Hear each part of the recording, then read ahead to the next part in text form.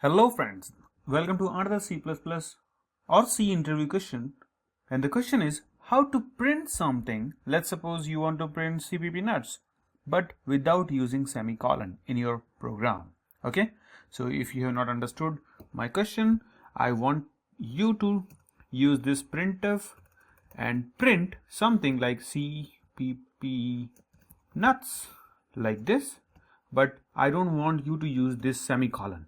Okay, after this, how would you do that? If I will run this code, it will say that expected semicolon. So think about it and think hard. I think you have got your answers, so it might be a little shocking, but you can print it like this.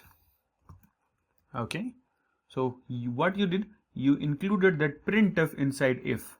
Okay, and this is the starting in the end curly braces.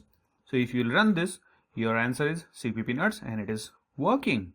Not only if, you can put inside while as well, like while printf and CPP nuts. Okay, and here is the opening and closing bracket. But the problem with the while is printf returns how many characters it printed on the console. So it will be printing 7 characters.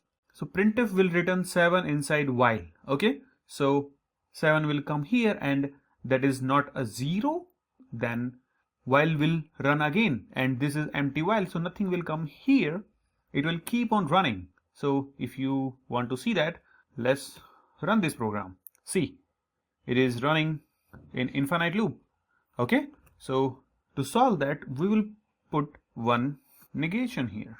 Okay, so if you keep this one, whatever the non-zero value will come, if you are keeping this operator, it will become a 0 value. Okay, means everything except 0 is true in our programming, even if it is minus value or whatever the value is. But if it is 0, then it is false. So this will make it 0 or false. So if you will run this time, it will print CPP nuts, CPP nuts. Okay, so this is the way of printing anything without using semicolon. I know this is really very small question, but knowing these tricks will include so much of knowledge about how things work. Okay, so you might be able to mold this thing and use somewhere else. Okay, so thanks for watching and let's look at the next question.